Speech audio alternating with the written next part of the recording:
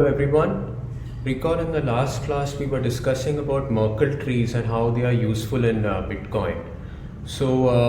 Last time we discussed about a particular use case for light clients where somebody who doesn't have the entire Bitcoin block with him, he just has the block header, and somebody comes with a transaction and tries to prove to him that the transaction belongs to that block.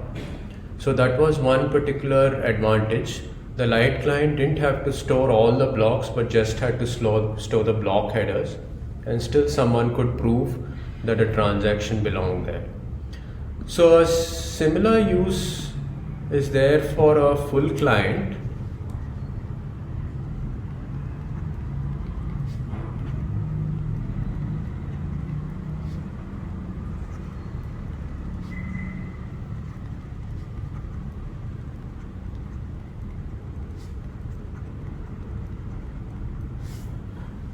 So suppose there is a full client, a full node which has the block header and the Merkle root, which is in this block header, and of course it has all the transactions.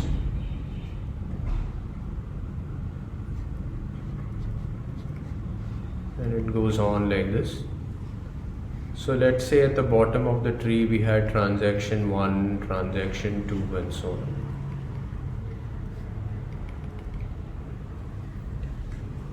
So one thing we've discussed, and some of you have brought it up in the live sessions, is that these transactions can occupy more and more state, because in the Bitcoin you can't remove any blocks, right? So more and more data gets collected and the disks might start getting filled up, right? In theory, if you go on forever.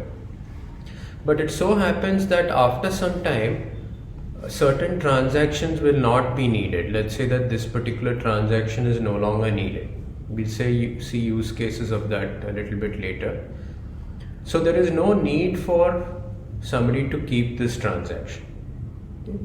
So suppose the full node says that I will just discard this. It's no longer needed for any reason. Let's say the money that was kept in this transaction has been spent, right? So it's no longer needed. So now, is it okay for him to just discard it? And it turns out that yes, it is okay for him to discard it, because suppose he gets rid of this, he deletes this completely from his machine. He can still prove to himself, if required later, that this other transaction indeed belongs to the block. So maybe there was a transaction 3 here and so on. He can still prove to himself, even without this block being there, that all these other transactions still belong to the block.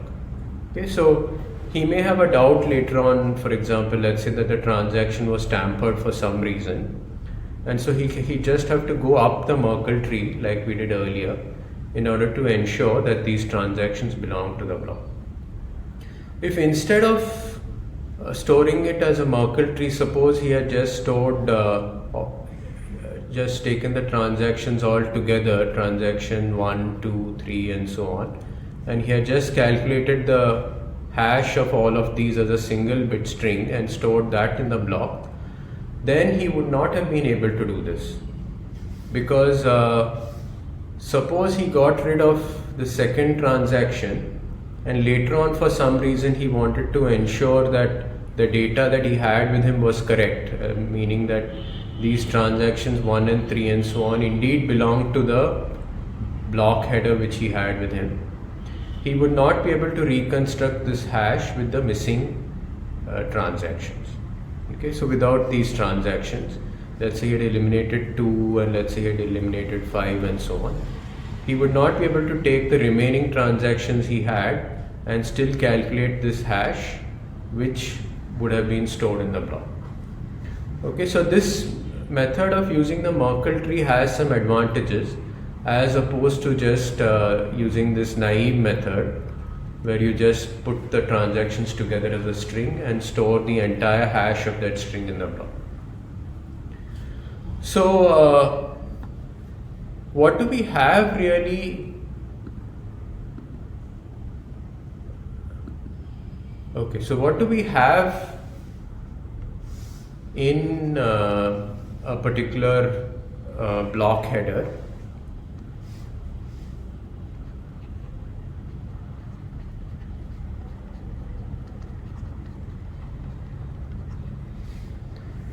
So there are several fields in a block header.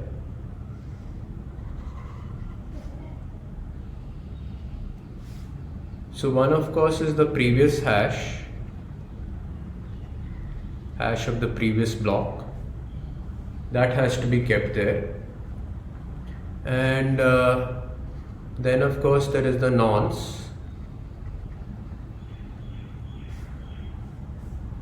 Okay, so this can take any value, and the person creating the block, the miner, has to put in or has to find the nonce such that the hash of this block header is less than the threshold. So in addition to this, we have something called a timestamp.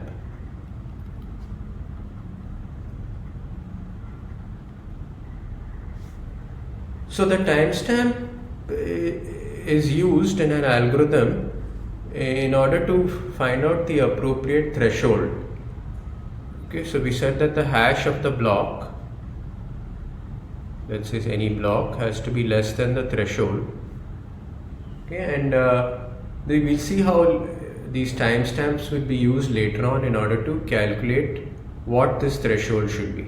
So essentially we are going to use timestamps of previous blocks, a number of previous blocks in fact, in order to calculate what this threshold is. Okay. But how is this threshold represented? Well, that is also stored in the block. It is represented as something called bits. Okay, so bits has 4 bytes. Let's just call them B1, B2, B3 and B4.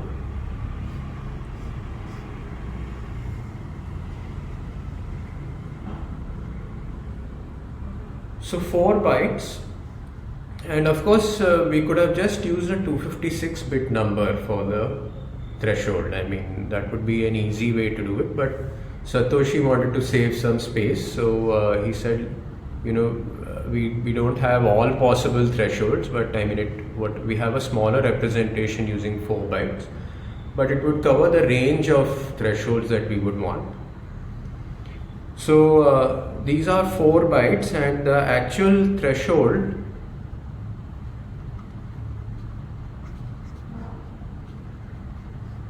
is given by this. It's B1, B2, B2, B3, B4 multiplied by 256 to the power of B1 minus 3, and these are all treated as unsigned integers.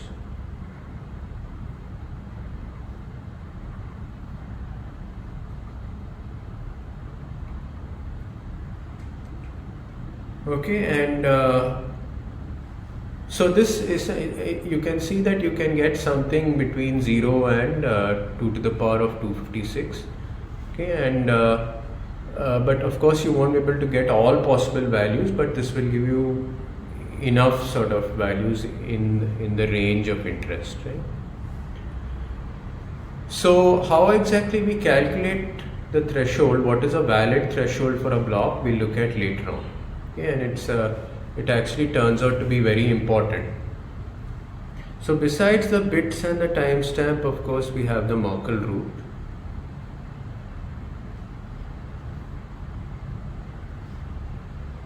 Okay. In the block header, which represents the transactions.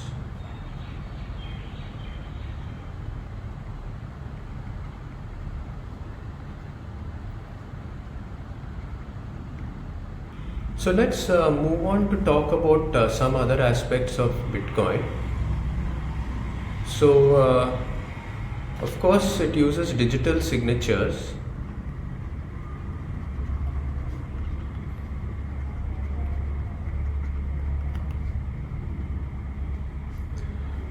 So what exactly is a digital signature? So digital signature is something like a real signature. So when I sign a document, let's say this is a paper document, and let's say I sign it physically, people are sure that this is mine. So let's say that the signature is let's say easy to verify. Okay, so it is hard to forge.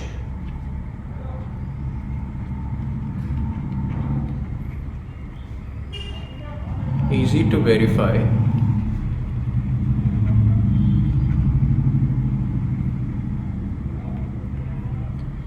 And it is also easy for me to create.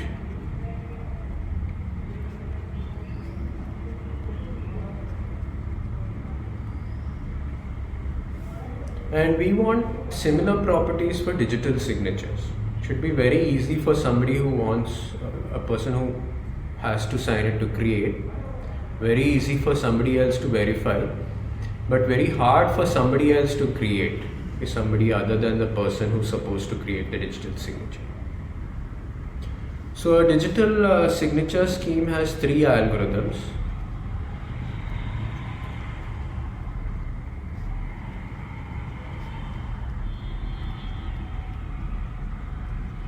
And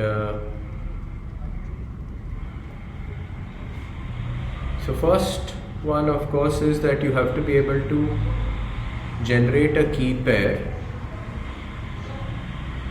Okay, so the algorithm is generate keys, and it takes input of the key size. In general, larger key sizes are better, it's more secure. So this algorithm spits out a secret key and a public key. So the public key is known to all, and the secret key is known only to the person who used this algorithm to generate the keys. Okay, so if I want to create, let's say, a key pair for Bitcoin, I could on my desktop run this generate keys myself, and it would spit out these 2 keys. This one I could make public, and I would tell people you can pay to this particular Bitcoin public key, for example, right? And this key would be secret, known only to me. If somebody gets hold of this secret key, then I've had it, right? He can take my Bitcoin, which belongs to this particular public key. So I have to have that particular secret key kept secret. One thing is I write it on a piece of paper and hide it somewhere in my house. Maybe that's one way to do it, right? Or I have some other way to do it. Maybe I give custody of this key to some trusted third party, right? Okay, so there are different ways to do it. Anyway, but in general, a digital signature key would have this algorithm to generate a secret key and a public key. Then I need a signing algorithm. So it generates a signature, and it takes in the secret key and the message which I want to be signed. So the message is some bit string I feed in. Okay, so example of the message would be, okay, let's say I want to pay public key, let's say B, a certain amount of Bitcoin. Let's say pay to this public key B, let's say 5 Bitcoin. Okay, so this is an example of a message. Okay, but it could be any message, any particular bit string. And what I do is I sign it with my key, which I give as input, and it spits out a signature. Okay, so nobody else can generate the signature except the person who has this secret key. And thirdly, of course, I need to be able to verify that the signature is correct. So there's a third algorithm, verify, which takes the public key as input, the message, and the signature, and this is going to spit out whether it's valid or not. Okay, let's say it's a boolean variable which is output 0 or 1, right? 1 means valid, 0 means not valid. Okay, so who can run this verification algorithm? Well, anybody who has these three. So the public key is known to everyone, and let's say the message is known and the signature is also known to people. So anybody can verify that indeed this signature matches to this particular message. Okay, that this signature corresponds to the message which has been signed. Okay.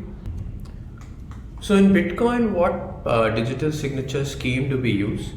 We use something called ECDSA.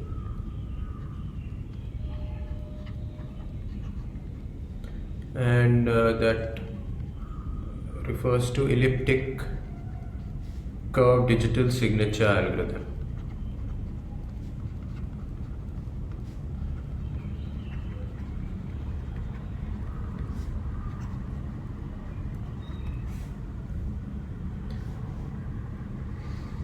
So we won't go through the fine details of ECDSA. You'll find it in any cryptography book.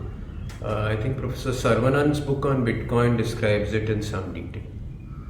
Right? So the size of the public key that Bitcoin uses is 512 bits.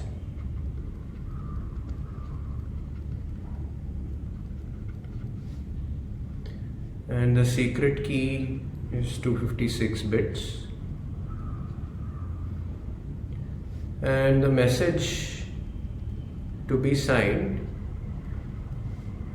is 256 bits. Okay, and the signature length is 512 bits. Okay, so you might wonder, I mean, what if you have a transaction which has more than 256 bits? I mean, how are you ever going to sign that using this algorithm? So using the information we had in the previous classes, you can guess the answer. So suppose this is what you want to be signed. Let's say that this is a large message to be signed. Okay. You can't sign this because it's larger than, let's say, 256 bits. So what you do is you take its hash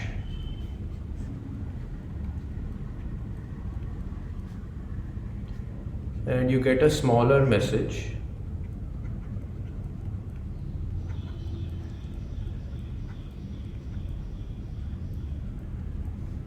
And this is of course 256 bits.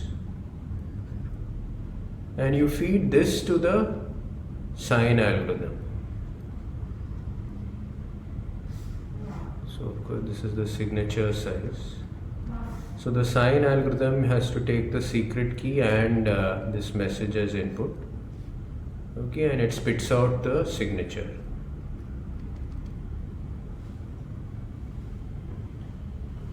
Okay.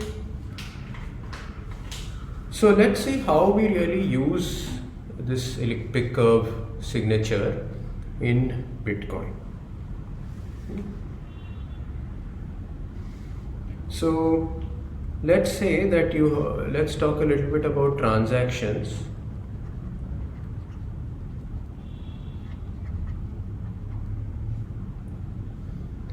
And let's say that you have two people, A and B. And suppose A has a particular secret key, public key pair. Each of these, this pair could have been created on the desktop of A. So we don't need any third party person to give this digital key pair. Okay. And B has his own secret keys, secret key B public key B. Okay. So now these are secret. Only A knows his key, only B knows his secret key. And these, let's say, are public. These are known to everybody else. So let's say B is a shopkeeper and A wants to buy something from him. So B says, I want you to pay me 3 Bitcoin. Okay, so A has to pay 3 Bitcoin to B. So how are they going to do this? So the transaction should look something like this. It should say that, let's say,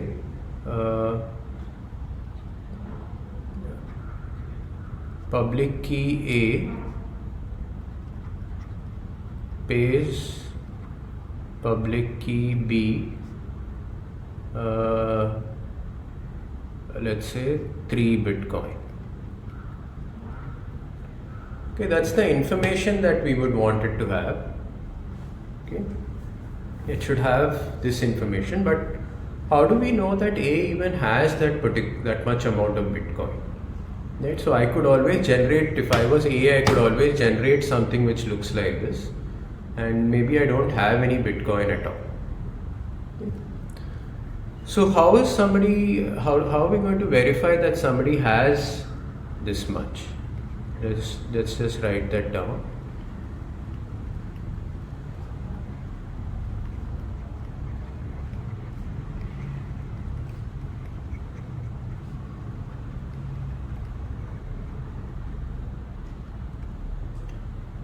So let's look at the structure of a Bitcoin transaction so that this will become clear.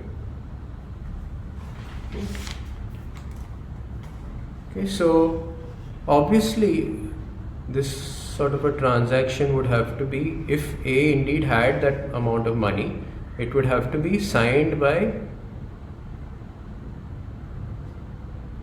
secret key of A. Okay, so let me just write it that way. Okay, but anyway, even if this, this doesn't prove that A has this much money, even if the signature is valid.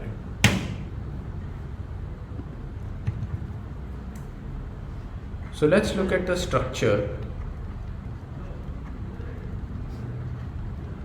of a Bitcoin transaction.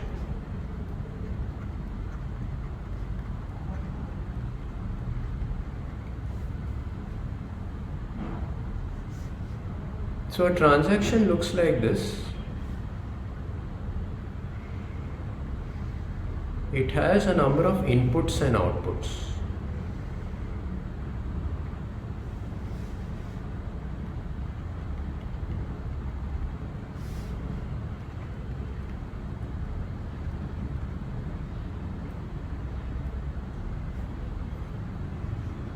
Okay, so let's say that this is input 0, this is input 1, and so on.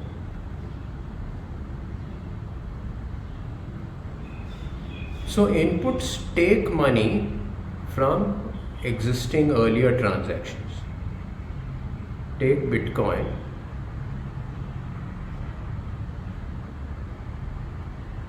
From outputs of earlier transactions.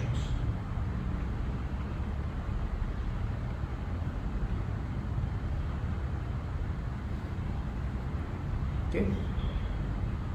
And outputs are going to pay the input money to different public keys, one or more public keys. So pay input Bitcoin to various public keys.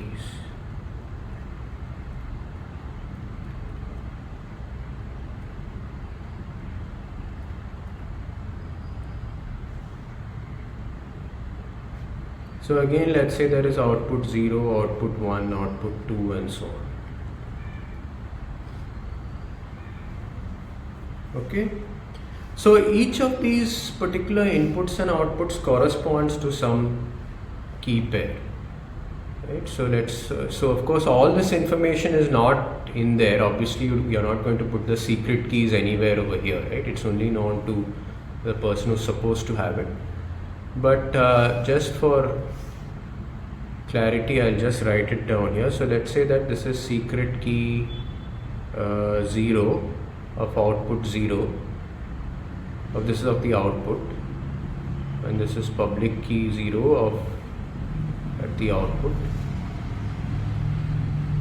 secret key 1 here, public key 1 at the output, and so on. And let's say that there are a total of, let's say, n outputs.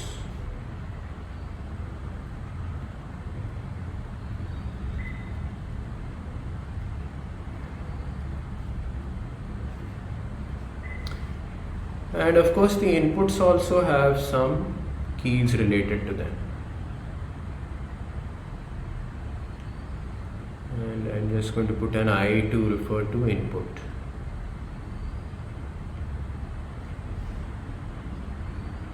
Secret key 1 at the corresponding to input 1 and so on.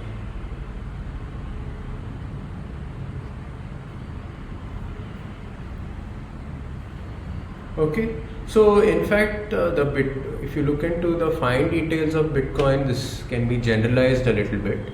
You can have an output corresponding to not just one key.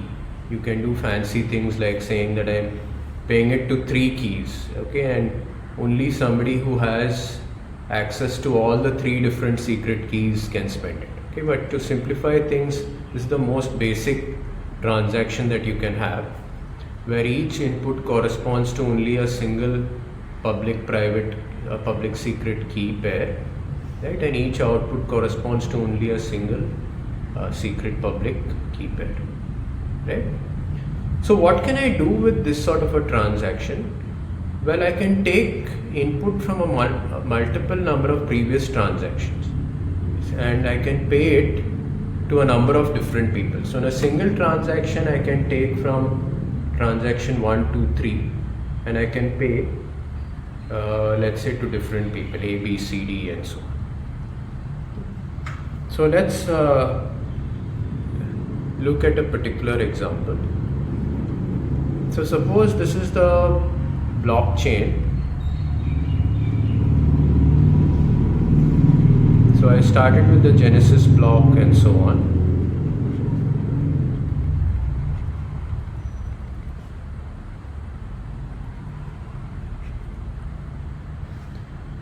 So let's say that here inside over in this particular block there was a particular transaction. Let's say transaction, I'm just going to call it 0, in which somebody had paid, let's say that there was output, let's say, and let's say that they had paid 2 Bitcoin to a public key owned by A. Okay, and let's just call it public key A1.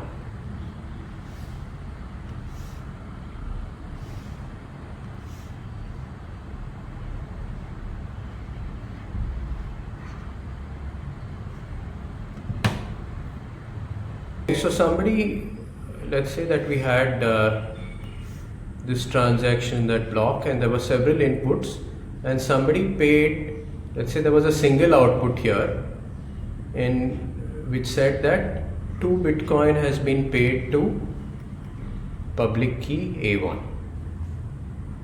Okay, and let's say somewhere else in the blockchain there was another transaction which I'm just going to call transaction 1, and somebody had paid A using 1 or more inputs, and let's say that he paid 1.5 Bitcoin to public key A2.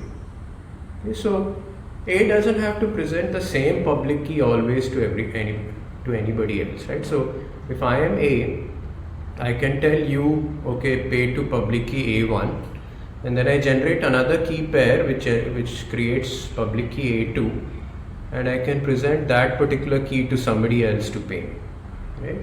So I can have any number of keys and I can get Bitcoin to those particular public keys, but I would have to just maintain a lot more secret keys. I'd have to keep more secrets, so to speak, right? But that's not such a big deal.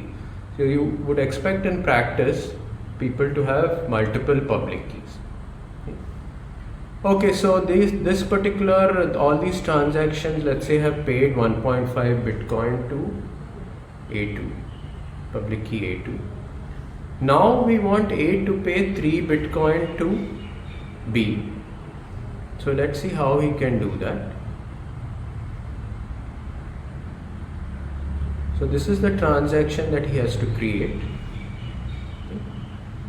And this is output 0 of this transaction. We said that is only a single output, and this is also output 0.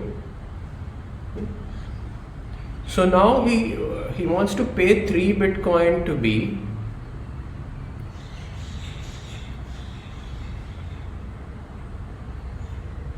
So clearly each of these transactions individually doesn't have 3 Bitcoins. So he can't use any one of them on its own.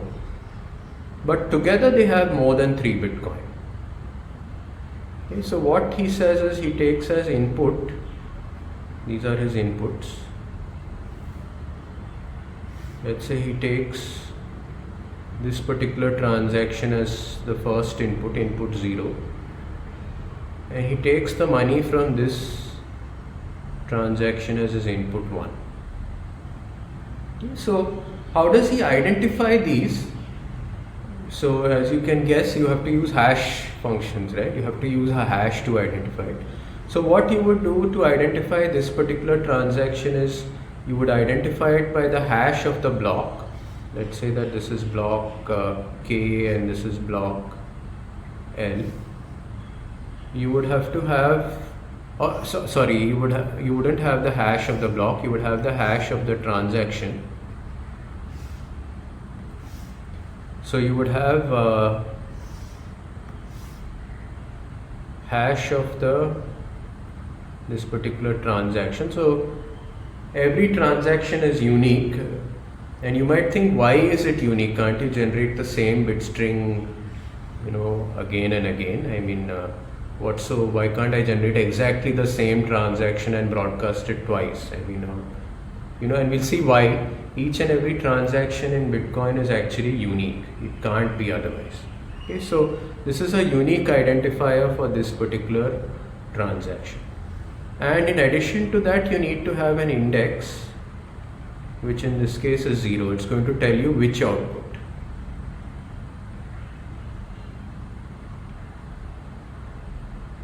Okay, so there are a few other fields which have to sort of be given in the input, right? A few other things. Okay, but these are the main ones. You have to identify which particular output you are going to take money from. So now the good thing is that we have 3.5 Bitcoin over here, and that's enough to pay B. Okay, so how do I do that? So in the same transaction, I create some outputs. Okay, so all of these inputs and outputs are in fact scripts. Each particular input is a script. So I just concatenate all of them together, and that makes the transaction. Right? Each input is a script, each output is a script. So what do I put in the output? So I have to say I am paying 3 Bitcoin to public key B. So B has shown me his public key.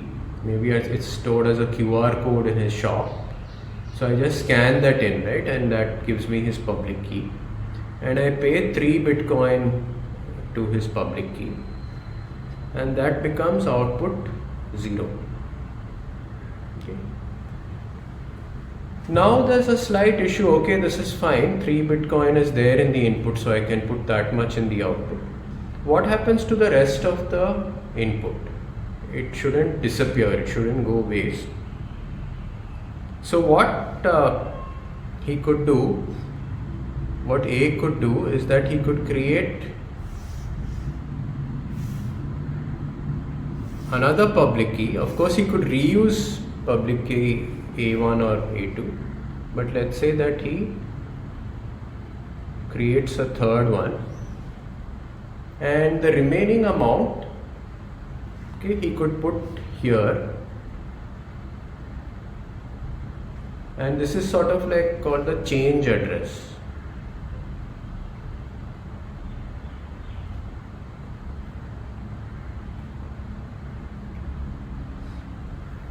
Okay, so the remaining money, the change, he pays back to himself, and let's say that this becomes output 1. So he could have reversed the order, he could have put this first and that one second, there wouldn't have been any difference. It's just that the output index would have changed for each of these. Okay. Okay, so this is the basic structure, but how do we complete this transaction? Right? So anybody could have created what I have shown you till now, right? Some third party C could easily have created these inputs and these outputs. So how do you, only A should be able to do this, okay, because he is the one who should be able to spend this money. These public keys only belong to him. So as you can imagine, this transaction has to be signed by the secret keys corresponding to these particular public keys. Okay, so let me write that here and just redo that. So I had 3 Bitcoin to public key B and some amount, the remaining amount, let's say 0.5, which A paid back to himself, and to complete this transaction it has to be signed by secret key A1, and it should also have been signed by secret key A2. Okay, and only then is it a valid transaction. Okay, so only the person who owned the 2 previous outputs from which these inputs were taken can create this transaction. Okay. Okay, so only somebody who has control over a particular output can be able to spend it. So for example, if somebody wants to spend this particular 3 Bitcoin in this transaction, should have the secret key of B, otherwise he will not be able to spend it. He will not be able to create a valid transaction which spends this. Similarly, only somebody who has secret key A3 will be able to spend this particular output. Okay. So what if somebody loses his secret key? Okay, so really he's had it. So B, for example, if he loses his secret key, this 3 Bitcoin is lost forever. So in fact, a lot of Bitcoin which is out there has been lost, because people die without giving, let's say, their secret key to somebody else, right? It's lost, or somebody wrote it on a piece of paper and the paper got destroyed, right? The dog ate it up or whatever, right? So it's a very rich dog, but nobody is going to be able to spend that Bitcoin. Right? So whenever you have any Bitcoin, you have to keep that secret key somewhere, right? Safely. The onus is on you. Okay, so this is the basic structure, but there's a little bit more to it, and we had mentioned in an earlier class something called transaction fee.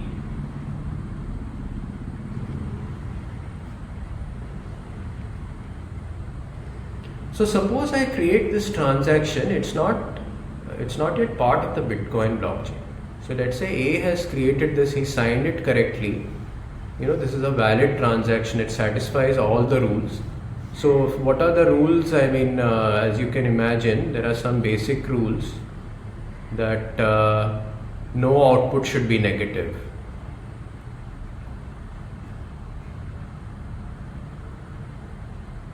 Okay, obviously you can't have a negative balance suspended. And then the sum of the inputs should be greater than or equal to sum of the outputs.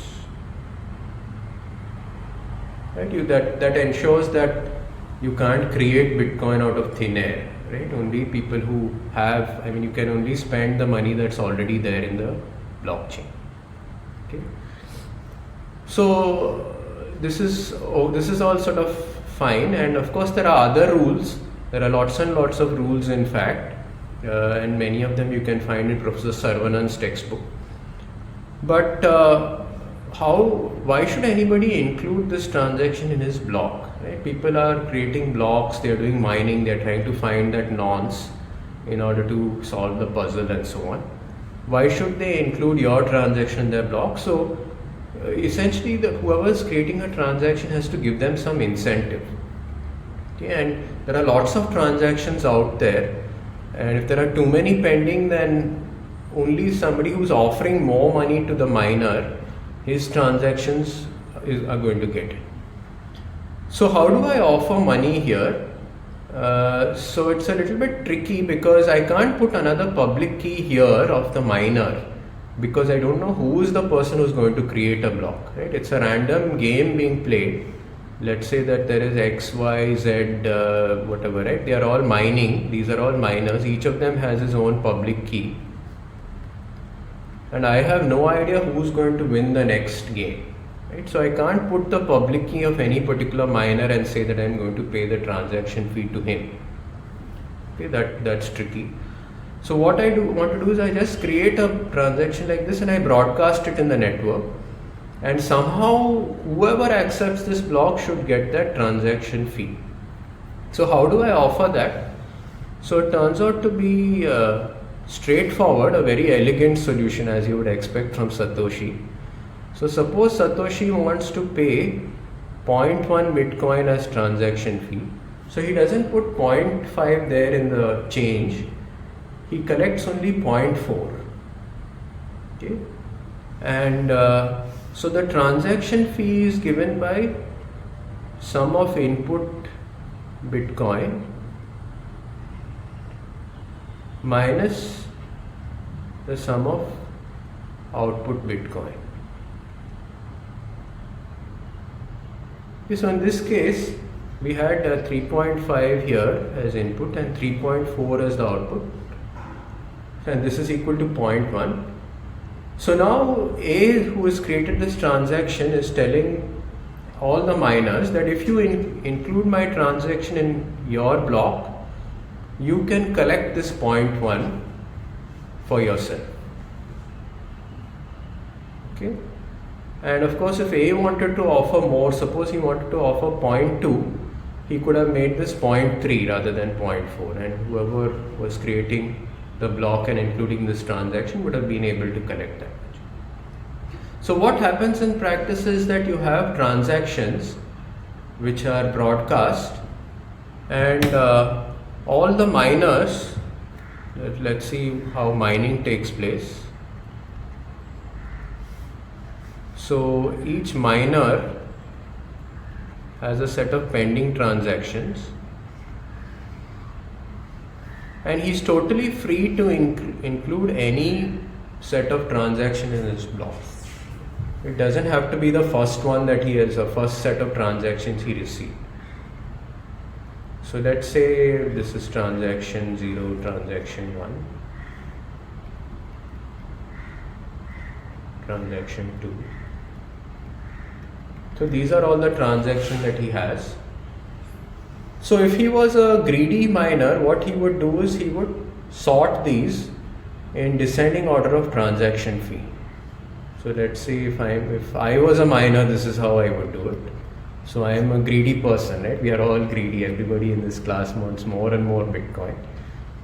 So we sort these transactions in descending order of transaction fee.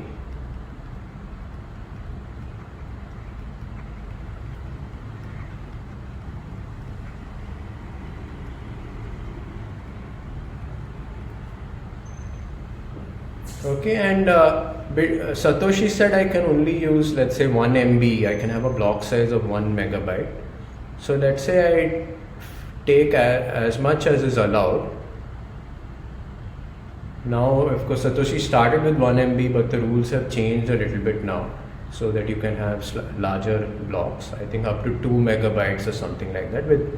And things have been changed a little bit. So the actual size of the block is larger than 2 MB, right? But you're allowed, let's say, some certain amount, right? So you take that much from all of these, right? And let's say that I do this and I take all the transactions which are offering me the most amount of money, right? And I take all of these transaction 0 and so on, and I calculate the Merkle root, which I put in my block header, and I try to solve the puzzle, right? I keep replacing this nonce a number of times. Now suppose somebody, let's say Bill Gates or somebody, Bill Gates is paying Jeff Bezos, right? They are rich guys, and so they don't want to make a small transaction, they pay a big transaction, like let's say 10,000 bitcoins, right? While Bill Gates is paying Jeff Bezos, and let's say that I call that transaction double dash, right, created by Bill Gates.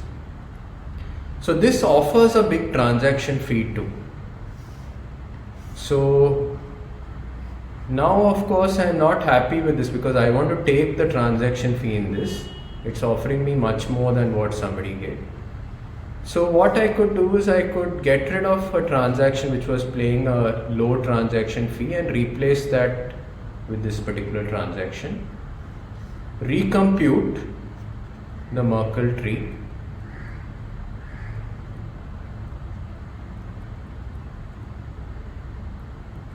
Recompute the Merkle tree and then continue the game. Okay. So in practice, of course, I have some particular hardware. This is not being done in software, right? The more times I compute the nonce, the higher the chance I have of winning. So this puzzle is usually implemented by ASICs, okay, specially designed hardware just for this particular purpose, right? So I have this whole rack of ASICs which is running my proof of work and trying to solve the puzzle.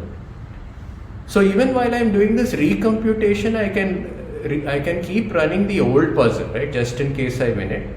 And once I've finished computing this new Merkle tree, I replace it, and then the puzzle, the ASIC start running on the new Merkle tree.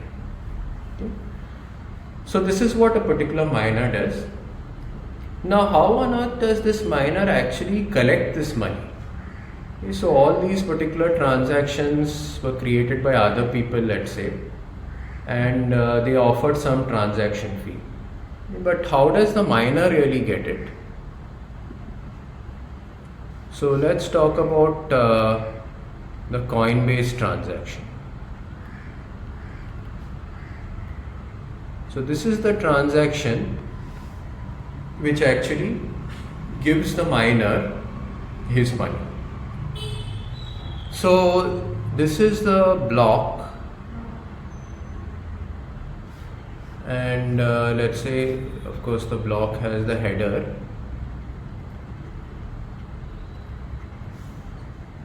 and we said that there are various transactions.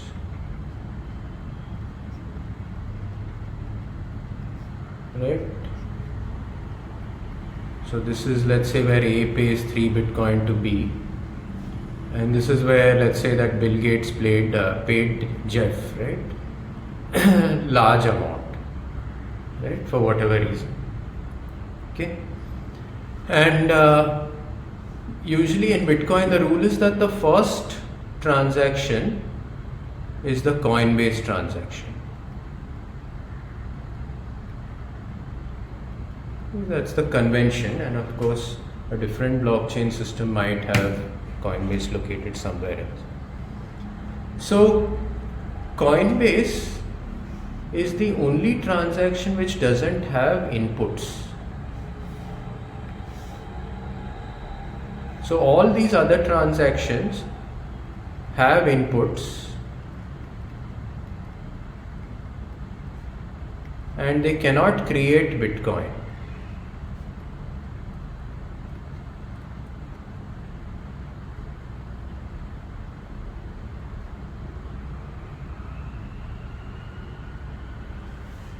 Okay, so that's what you would expect in a general monetary system.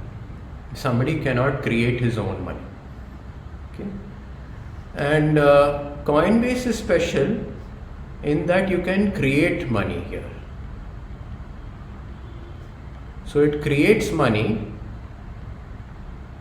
and it, let's say it collects all the transaction fees.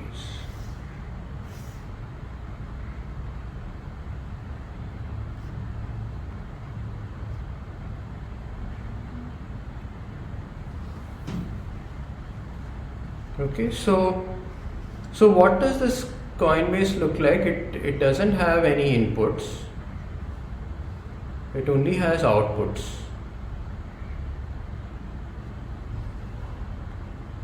So what is the value put over here as output? So the value put over here, so let's say that the miner has his own public-private key pair. So let's say he's miner X and PKX is his public key. So of course he puts this public key here so that people know that only somebody with this particular secret key should be able to spend this. Right? So whoever is spending this particular output would have to sign that transaction with this particular secret key. Okay, so what is the amount that you put here? So the amount is equal to what is called the mining fee.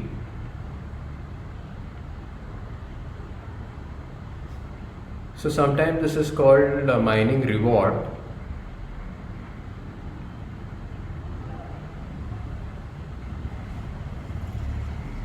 Plus the sum of the transaction fees of all transactions which were included in the block.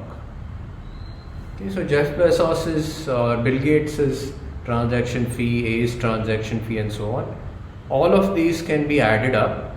Okay, so this, let's say, offered a 0.1 transaction fee. Let's say this offered, let's say, much more. Let's say it offered 1000 Bitcoin as transaction fee.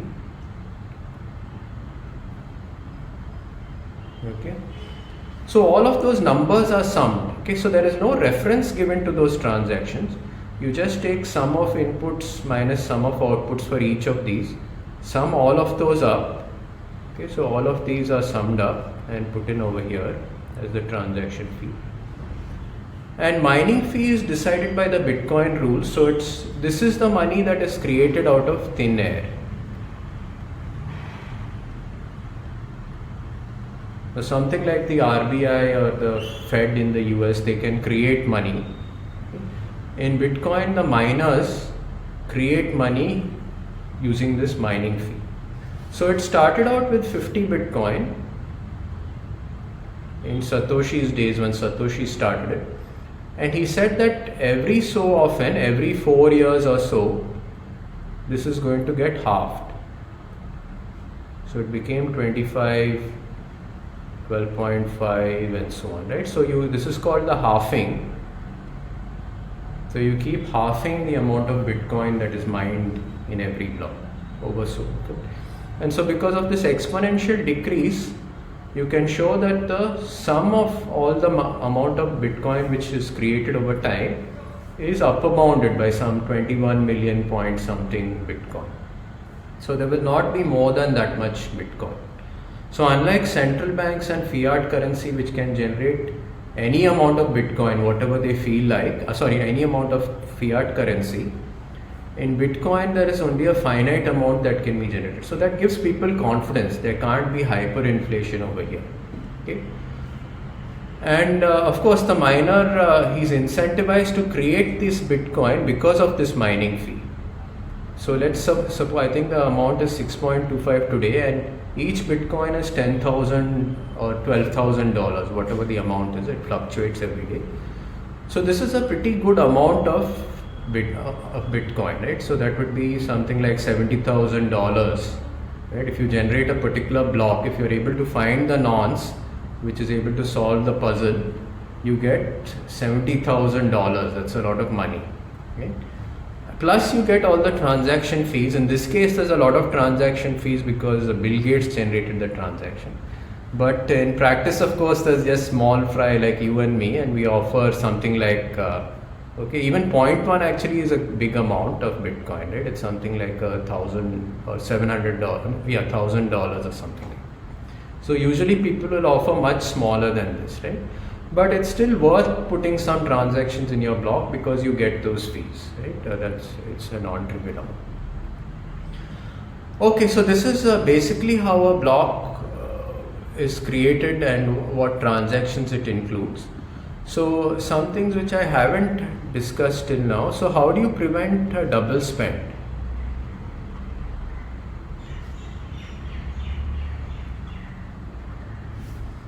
So we said that there was this transaction, let's say, in which A had 2 Bitcoin, right? So this was a particular output. We want to ensure that A cannot spend this Bitcoin twice, and that's easy to do with physical cash, because once you hand it over the cash, it's gone, you can't spend it again, right? And in the digital domain, of course, banks have to take care of these rules.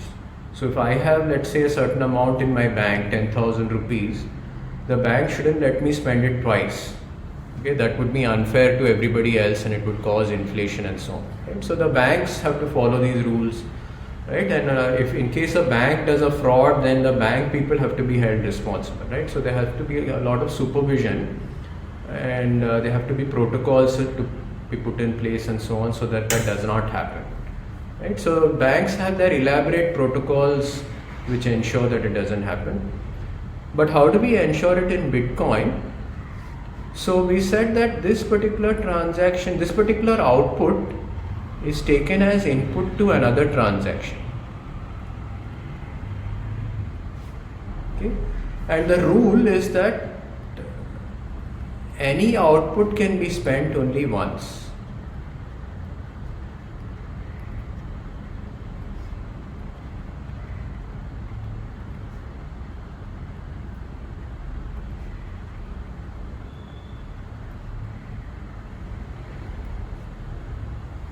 Okay, and this takes care of double spend. So that let's say that this particular transaction appeared in a block somewhere here, and let's say if in the future these are the blocks. Okay, so this particular transaction was in this block. This particular transaction was in this block. Okay. Now, anybody who is generating a block in the future after this particular block in the chain should not include a transaction which spends from this output again. Okay. So suppose somebody creates a transaction. So these are transactions. Okay, and this is trying to take as input money from this same particular output. It should not get into any block in the future. Okay. If that happens, it's a violation of Bitcoin rules. So how do you ensure that such a thing doesn't happen? If it violates the rule, and still, so what, right? Some miner might include this transaction. Suppose he's a lazy miner. Suppose he hasn't bothered to check whether this particular transaction output has been spent or not, and he includes this transaction and he wins the mining game and sends out his block.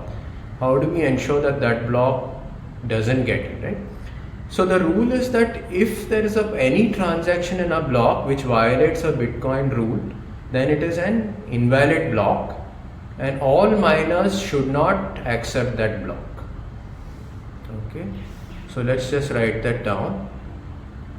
All transactions in a block must satisfy rules, all the rules, otherwise the block is invalid.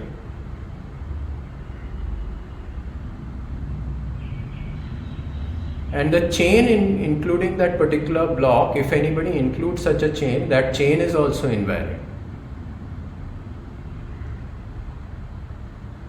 And the blockchain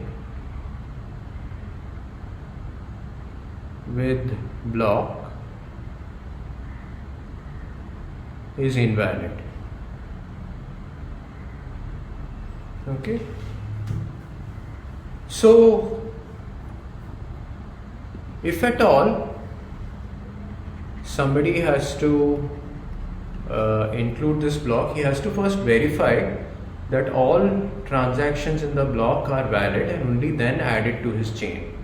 So suppose this is a particular miner, this is the Genesis block, this is the chain, and this is his latest block. This is the latest block. And he is of course mining himself, and this is his potential block.